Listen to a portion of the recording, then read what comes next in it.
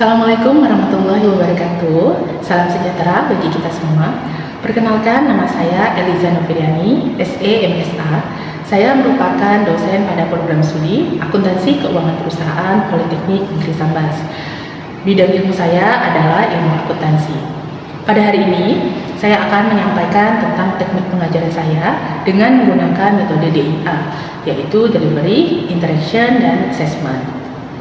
Pada kesempatan ini, saya akan menjelaskan salah satu mata kuliah saya, yakni mata kuliah Akuntansi Keuangan Menengah 2 dengan kode AKP 013410 berbobot 3 SKS yang terdapat di semester 4. Mata kuliah ini berlangsung selama 16 pertemuan yang terdiri dari 8 pertemuan sebelum ujian tengah semester dan 8 pertemuan setelah ujian akhir semester. Adapun capaian pembelajaran dari mata kuliah ini adalah yang pertama, secara sikap, mahasiswa mampu menginternalisasi nilai dan norma akademik yang benar terkait kejujuran, etika, atribusi, hak cipta, kerahasiaan, dan kepemilikan data. Yang kedua, dalam hal pengetahuan, mahasiswa mampu menguasai konsep secara teoritis dasar akuntansi keuangan menengah, dan akuntansi keuangan lanjutan, manajemen perpajakan, perhitungan dan pelaporan perpajakan, serta pengauditan, dan laporan keuangan yang diperlukan dalam proses audit pada perusahaan atau instansi pemerintah. Yang ketiga, dalam hal keterampilan umum, mahasiswa mampu menyelesaikan pekerjaan berlingkup luas dan menganalisis data dengan beragam metode yang sesuai, baik yang belum maupun sudah baku, dan mampu menyelesaikan hal-hal yang berhubungan dengan akuntansi, pajak, dan audit. Yang keempat, mahasiswa memiliki keterampilan khusus yang ditunjukkan dengan mampu merancang perencanaan demi kebutuhan organisasi dan memiliki ketelitian dalam perhitungan akuntansi keuangan. Selanjutnya, deskripsi mata kuliah Akuntansi Keuangan Menengah 2 ini adalah mata kuliah ini akan mengantarkan peserta didik untuk memiliki kemampuan menerapkan teori dasar, pemilihan metode dan perhitungan, serta penjumlahan dalam akuntansi keuangan, yakni akuntansi utang jangka panjang, laba ditahan, pendapatan, investasi, dan sewa guna usaha. Materi pembelajaran mata kuliah Akuntansi Keuangan Menengah 2 adalah yang pertama, teori akuntansi utang jangka panjang, laba ditahan, pendapatan, investasi, dan sewa guna usaha. Yang kedua, peraturan SAK terkait materi-materi dalam utang jangka panjang, laba ditahan, pendapatan, investasi, dan sewa guna usaha. Yang ketiga, metode pengakuan. Yang keempat, penilaian akuntansi. Dan yang kelima, penjurnalan terkait materi Akuntansi Keuangan Menengah 2. Adapun sistem pembelajaran dan materi yang akan saya lakukan dalam satu semester, di awal pertemuan, saya melakukan perkenalan untuk membangun keakraban di antara dosen dan mahasiswa. Selanjutnya, saya membahas kontrak perkuliahan dalam dokumen desain pembelajaran dengan membuat kesepakatan bersama mahasiswa terkait proses perkuliahan termasuk modul perkuliahan yang akan digunakan. Tujuannya adalah agar mahasiswa sudah mendapatkan gambaran terkait teknis perkuliahan selama satu semester ke depan. Di awal pertemuan, saya menjelaskan bobot penilaian dari mata kuliah ini, yakni ujian akhir semester sebesar 40%, ujian tengah semester sebesar 30%, tugas sebesar 20%, serta kehadiran dan keaktifan mahasiswa sebesar 10%. Adapun rujukan pembelajaran sebagai bagian dari proses penyampaian materi, yakni dengan menggunakan beberapa strategi. Di antaranya adalah textbook, menggunakan modul praktik akuntansi keuangan menengah 2 sebagai buku utama, dan SAK serta akuntansi intermediate dari Kiso et al. Sebagai buku pendukung. Saya juga memanfaatkan media online untuk mencari kasus-kasus sebagai bahan diskusi. Selain itu, saya menggunakan Learning Management System, SIAKAT atau EdLink, yaitu sistem informasi akademik yang dapat diakses secara langsung oleh mahasiswa dengan menggunakan akun masing-masing. Platform digital tersebut digunakan sebagai media pembelajaran yang memuat bahan pembelajaran, video pembelajaran, forum diskusi, presensi dan tugas mandiri atau kuis di setiap pertemuan perkuliahan. Saya juga menggunakan pembelajaran kolaboratif dan kooperatif learning dengan menekankan pada kerjasama dan kolaborasi pada kelompok mahasiswa terkait dengan materi-materi yang terdapat pada mata kuliah Akuntansi Keuangan Menengah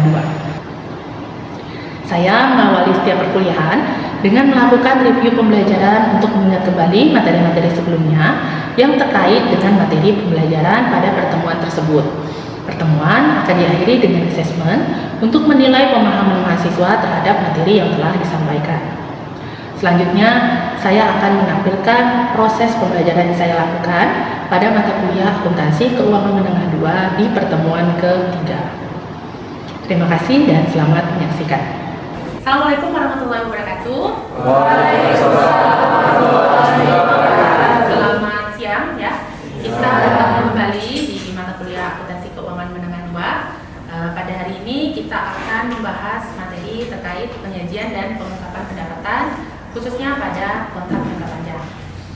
Kenapa di kontrak jangka panjang ya? Saya fokuskan di kontrak jangka panjang karena untuk pengakuan pendapatan pada kasus-kasus yang terdahulu yang tergolong sederhana itu sudah kalian dapatkan di materi, kalau nggak salah saya, di semester sebelumnya tentunya ya, yaitu perusahaan dagang dan perusahaan jasa. Jadi untuk agar kalian bisa mendapatkan variasi kasus, maka di AKM 2 ini saya fokuskan kasusnya adalah khusus pada transaksi-transaksi yang bersifat kontraktual dan dalam kurun waktu yang panjang. Ya, mungkin seperti itu. Nanti kita langsung lanjutkan ke materi ya, terkait tujuan pembelajaran kita atau apa saja yang akan kita capai pada pertemuan kali ini. Jadi capaian pembelajarannya adalah kalian selaku mahasiswa itu mampu menjurnal serta menilai akun pendapatan dengan kejujuran, etika, atribusi, hak cipta, kerahasiaan, dan kepemilikan data. Nah, jadi untuk pertemuan kali ini, ya saya harapkan kita semua, khususnya kalian, itu bisa mencapai tujuan pembelajaran kita yang seperti saya jelaskan tadi ya. Nah, berikutnya ya, sebelum masuk ke inti pembahasan, saya ingin melakukan proses review dan refresh ingatan kalian ya terkait akun pendapatan. Nah, jadi di sini ada sedikit permainan atau kuis gitu ya yang harus kalian jawab. Jadi sebenarnya kuisnya itu pertanyaannya tidak susah, hanya terdiri dari 2 opsi, di mana di opsi itu kalian bisa memilih satu jawaban. Nah, saya minta untuk mengambil gadget, lalu kemudian bergabung di website www.menti.com. Silakan buka gadgetnya atau HP-nya, lalu kemudian ketikkan nama website ini ya di browser kalian. Ya, silakan dijawab. Kalian bisa menjawab salah satu di antara 2 pilihan jawaban ya, ada bisa dan tidak bisa. Di sini setelah kita lihat bersama, ya ternyata polling jawaban itu yang paling dominan itu berada di tidak bisa. Jadi kalau saya dapat simpulkan, jawaban kalian itu adalah apakah nilai pendapatan suatu entitas bisa disambungkan dan penyajian rekening berikutnya, itu jawabannya adalah tidak bisa. Nah, jadi tadi kita sudah bersama-sama ya mengikuti serangkaian kuis ya sebenarnya ya, lebih cocok pada pertanyaan-pertanyaan untuk mendengar dan refresh pemahaman kita terkait akun pendapatan. Nah, jadi yang perlu kita pahami di sini adalah sebenarnya konsep dari pendapatan itu sendiri, bahwa pendapatan harus dicatat di periode tersebut dan pendapatan merupakan golongan dari akun nominal. Secara konsep ini merupakan konsep dasar, ya. Namun konsep ini sangat relate atau berkaitan dengan pengakuan pendapatan yang pada hari ini akan kita bahas. Nah, walaupun secara konteks pengakuan pendapatan pada hari ini itu memang cenderung lebih komprehensif, ya, karena kasusnya kan lebih besar kalau bisa dibilang ya. Namun dasar yang kita pakai adalah dasar yang sama. Jadi pada saat kita mencatat pendapatan, ya berarti kita mencatat pendapatan di periode tersebut. Nah, yang harus kita pahami di sini adalah pendapatan itu hanya bisa diakui 1 tahun. Nah, jadi dari poin pertama ini, ya, yang harus dinotis adalah kalau pendapatan yang biasanya kita ketahui dari proses belajar mengajar pada pertemuan-pertemuan di semester-semester sebelumnya, pendapatan itu diakui pada saat kewajiban sudah ditunaikan, ya kan? Atau pendapatan dicatat kalau misalnya pekerjaan sudah selesai. Nah, dalam kontrak jangka panjang, pekerjaan itu kan jangkanya panjang, Jadi kalau menunggu pekerjaan itu selesai, baru mengakui pendapatan, itu akan susah. Sehingga ada kebijakan bahwa kalaupun proyeknya itu masih berjalan, ya pengakuan bisa diakui pendapatannya, atau pengakuan pendapatan itu bisa terjadi. Kita lihat ke poin kedua, ada kriteria yang harus dipenuhi. Ya.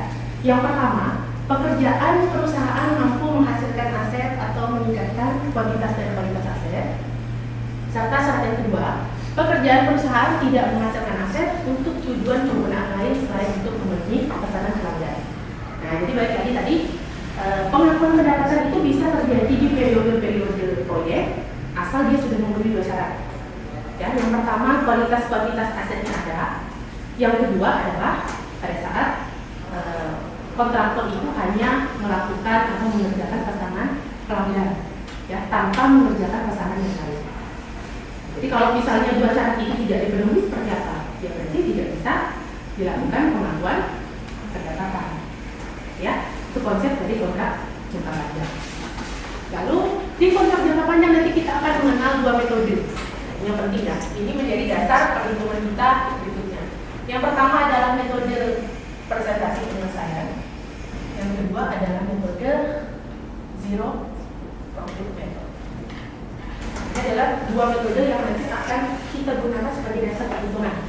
Ada yang disebut dengan metode presentasi penyelesaian dan ada yang disebut dengan metode zero profit method.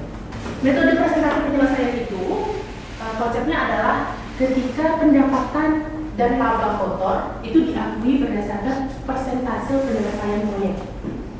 Jadi kalau proyek tahun pertama misalnya selesainya 20%, nah 20% itu menjadi dasar pengakuan pendapatan. Tapi kalau misalnya menggunakan metode zero profit, artinya dianggap tidak ada keuntungan di tahun-tahun pertama, kedua, dan seterusnya. Kapan ada keuntungan? Keuntungan nanti akan dibukukan di tahun terakhir. Itu aja simpelnya ya. Simpelnya perbedaan metode ini adalah kalau metode presentasi penyelesaian, keuntungan serta pendapatan diakui setiap tahun. Sedangkan metode zero profit method atau metode keuntungan nol, profit hanya diakui di tahun terakhir. Oke, sampai di sini jelas? Untuk bedanya ya, untuk beda antara dua metode. Berikutnya, saya ingin langsung menunjukkan kepada kalian ya, perbedaan perhitungan dengan menggunakan dua metode ini. Yang pertama yang harus kita lihat dulu itu adalah metode persentase penyelesaian. Ada langkah-langkah yang harus kita lakukan, ya.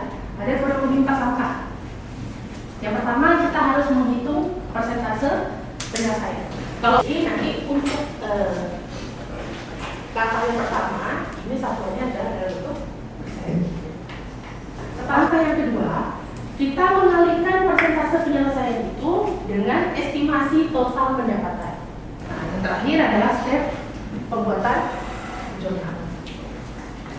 Ya, itu secara sederhana. Jadi nanti dari langkah-langkah yang ini itu akan kita transformasikan ke dalam perhitungan berdasarkan kasus. Nah, nanti di kasus itu kalian bisa lihat seperti apa perhitungan per tahapan atau per langkah. Ya. Sampai di sini ada pertanyaan? Mungkin? Saya Bu. Oke, silakan Andreas.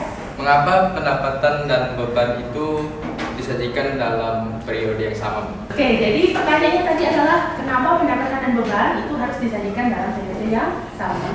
Nah, itu sebenarnya berkaitan dengan yang tadi sudah kita bahas ya di sini ya. Atau mungkin ada yang mau menyimpulkan? Ini kan pendapatan itu kan awalnya beban, tadi kan? Berarti kalau pendapatannya disajikan di periode yang sama, beban seperti apa? Disajikan di periode yang sama atau tidak? Disajikan yang sama, ya kan? Atau dalam akuntansi ada nama prinsip namanya matching concept. Matching concept itu adalah prinsip kecocokan. Nah, kecocokan antara dua hal, beban dan pendapatan. Karena dua hal ini adalah dua hal yang saling berkaitan. Kalau pendapatannya dicatat di periode tersebut diakui setelah kewajibannya selesai, berarti beban juga dicatat di periode itu diakui pada saat dibayarkan. Oke, jadi kalau pendapatannya diakui, untuk beban juga diakui. Ya, Jadi nggak boleh pendapatan periode sekarang bukan periode nanti. Itu berarti tidak memenuhi prinsip akuntansi yang matching konsep. Seperti itu bisa dipahami? Nah, untuk lebih memperjelas tadi tahapan itu ya, saya menyajikan ini ada satu contoh kasus untuk melihat seperti apa perhitungan pengakuan pendapatannya. Kasus ini kita baca saja ya. Bangkit Properti, sebuah perusahaan kontraktor, mendapatkan kontrak untuk membangun sebuah resort dengan biaya kontrak awal sebesar 5 juta dan total estimasi biaya awal sebesar 4.500.000. Kontrak ini dimulai tanggal 1 Juli 2017 dan diperkirakan selesai bulan Oktober 2019. Data terkait penyelesaian kontrak tersebut adalah sebagai berikut. Tidak ada datanya, ya. 2017, 2018, 2019. Lalu untuk data-datanya yang harus tersedia itu adalah cost to date, ya, berarti biaya sampai dengan periode tersebut. Kalau tahun 2017 berarti biaya sampai dengan tahun 2017. Lalu 2018 berarti juga sama ya, 2018 dan 2019. Selanjutnya ada istilah billing progress to date. Artinya apa? Billing progress to date. Billing progress to date itu adalah kemajuan tagihan pada periode tersebut. Dari informasi tersebut, gitu ya. Selanjutnya kita harus melakukan perhitungan pengakuan pendapatan tadi.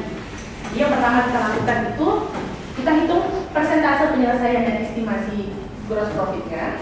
Lalu kemudian kita hitung pendapatan yang diakui dan yang terakhir kita lakukan penyusunan.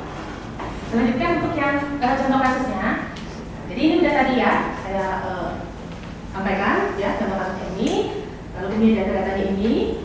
Nah, yang kita lakukan nanti adalah yang pertama, nah, kita harus bikin dulu tabel.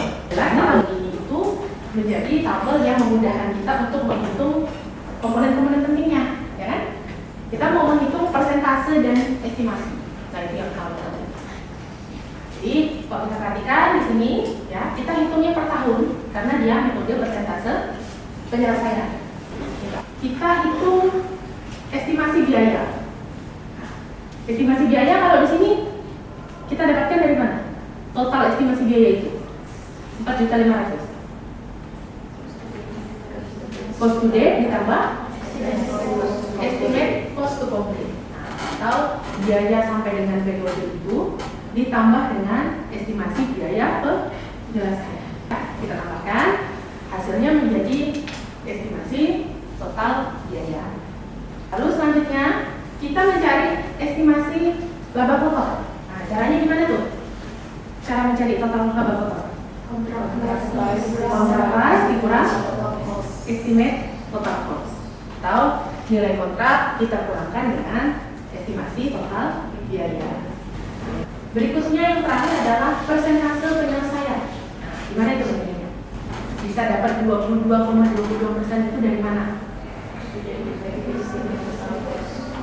Cost to date, ya. Berarti kalau 2017 berapa jumlahnya? 1 juta dibagi 4.500.000. Ya, jadi cost to date yaitu 1 juta dibagi estimate total cost 4.500.000, hasilnya adalah 22,22%. Ini untuk pendapatan yang diakui. Nah, ini yang penting ya. Karena kita poin utamanya kita mencari berapa sih pendapatan yang diakui itu. Inilah tabel. Sama juga kalian boleh membuat tabel dengan versi kalian asalkan informasi ini tuh jangan sampai hilang atau selalu ada. Ya. Jadi revenue-nya ada, cost-nya ada, gross profit-nya ada. Kemudian untuk revenue-nya tinggal kita kalikan nih. 22,22% tadi atau persentase penyelesaian ya dikali dengan 5 juta. 5 juta itu apa? Nilai kontrak. Nilai kontrak. Kita tekankan hasilnya menjadi informasi yang terjadi di kolom kemudian. Lalu kolom ketiga. Kolom ketiga itu berisi tentang apa itu sebenarnya? Ada nggak? Recognize in prior years. Prior adalah lampau kan sebelumnya. Jadi berarti berisi informasi tentang nilai akun di masa atau tahun sebelumnya. Ya, jadi khusus tahun pertama nilai recognized in prior years itu selalu kosong. Nanti dia akan diisi di tahun kedua, ketiga dan seterusnya. Oke. 2017 karena tidak ada itu ya kosong, berarti kita sesuaikan aja ke situ.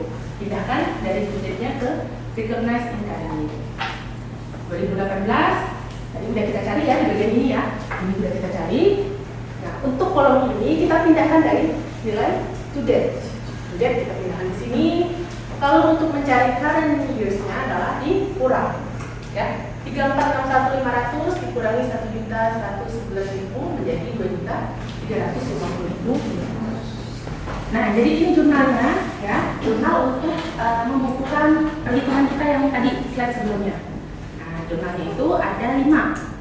Nah, yang harus kita buat ada 5. Yang pertama adalah untuk mencatat biaya konstruksi.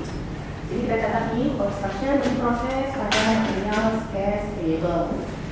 Jadi yang kita tulis adalah nilai dari cost to date. Nah, kalian tinggal cari aja nanti di sini nih, dibalik lagi kan ke contoh kasusnya nih. Nah, nilai cost to date 1 juta, 3 juta 150.000 dan 4 juta 560.000. Kita isikan di sini. 1 juta 3150 dan 4 juta 550.000. Ya. Lalu untuk mencatat tagihan tentunya adalah yang berhubungan dengan istilah giling kan ya. Nah, kita ambil lagi informasinya, catatkan di sini sesuai dengan tahun. 1 juta, 2 juta 500, 1 juta 500. Yang ketiga, untuk mencatat penerimaan kas. Penerimaan. Yang pentingnya adalah ini ya. Kalau 1, 2, 3 ini kan kita memindahkan dari kasus nih. Jadi yang penting teliti aja baca kasusnya, sudah kita pindahkan kan nominalnya. Untuk yang keempat, ya hati-hati yang kita lihat adalah nilai di kolom recognized in current year. Berarti kolom paling terakhir. Jadi di sini, bukan yang sudah. Dia juga ada yang bagian ini. Kita pindahkan. Contohnya di construction in process itu yang dicatat adalah gross profit. Nah di sini agak terbalik ya. Ini harusnya 111.000. Lalu kemudian 200.500 dan 138.500. Lalu construction expense tentunya adalah cost-nya. Ya, kita catat 1 juta, lalu kemudian 2 juta 150.000 dan 1 juta 400. Lalu terakhir yang kita catat adalah revenue. Nah, revenue berarti kita sesuaikan ya di sini. Nah, di sini berarti kita cari lagi informasi revenue. Revenue-nya 1 juta 111.000. Lalu kemudian 2.350.500 dan 1.538.000. Itu untuk mencatat revenue dan gross profit. Nah, terakhir adalah untuk mencatat penyelesaian kontrak. Nah, ini berarti apa nih? 5 juta ini. Nilai kontraknya. Nah, ini dicatat 1 kali pada akhir periode proyek atau tahun terakhir di proyeknya. Jadi dicatatnya billing on CIP atau construction in process pada construction in process. Dicatat di 2019. Ada pertanyaan? Tidak ada. Saya aja yang nanya berarti. Nah, untuk di sini ya, kita bisa lihat di nomor 3 misalnya. Ya, nomor 3 itu jurnalnya apa? Kas ada? Akuntansi people, bahasa Indonesianya apa? Kira-kira kenapa mencatat penerimaan kas dengan jurnal itu? Apa? Jurnalnya kas pada piutang usaha karena piutang yang tercatat sebelumnya akibat tagihannya berkurang. Kenapa berkurang? Karena ada penerimaan kas dari pembayaran pelanggan sehingga mengurangi nilai piutang usaha di sebelah kredit. Oke. Nah, kenapa di sini piutang usahanya itu kemudian di sebelah kredit? Karena ada pengurangan. Tadi kan, kenapa berkurang? Karena sudah dibayar. Ya, jadi penerimaan kas itu logikanya adalah ada tagihan yang dibayarkan oleh pelanggan. Pelanggan bayar tagihan, otomatis piutang pelanggannya kan berkurang. Piutang pelanggan berkurang, kita kredit sebesar 550.000 dan seterusnya, ya. Lalu kemudian apa yang kita terima dari pembayaran pelanggan itu? Kas. Makanya kasnya bertambah di sebelah. Mungkin nggak kalau misalnya yang dibayarkan itu bukan dalam bentuk kas atau uang tunai? Misalnya apa? Misalnya pelunasan dalam bentuk peralatan maka jumlahnya akan menjadi peralatan pada piutang usaha. Oke. Nah, bisa saja misalnya pelanggan itu dia membayar bukan dalam bentuk uang, tapi dalam bentuk peralatan. Nah, kalau seperti itu maka jumlahnya harus kita sesuaikan. Jadi jangan lagi di sini muncul kas ya, tapi kita sesuaikan dengan apa yang dibayarnya. Kalau peralatan berarti ya peralatan. Kalau mesin mungkin berarti mesin pada piutang usaha. Nah, jadi saya harap kalau misalnya kalian menemukan variasi kasus, entah nanti di UAS atau di latihan atau di mana, nah, kalian harus sesuaikan. Kalau memang ada kas, ya kas. Kalau memang nggak ada kas, ya berarti sesuaikan dengan bentuk penerimaan. Oke, sampai di sini bisa dipahami? Oke, kalau gitu saya akhiri kalau gitu ya. Silakan lanjutkan aktivitas. Mungkin ada mata kuliah lain. Kalau gitu kita ketemu lagi di minggu depan ya. Assalamualaikum.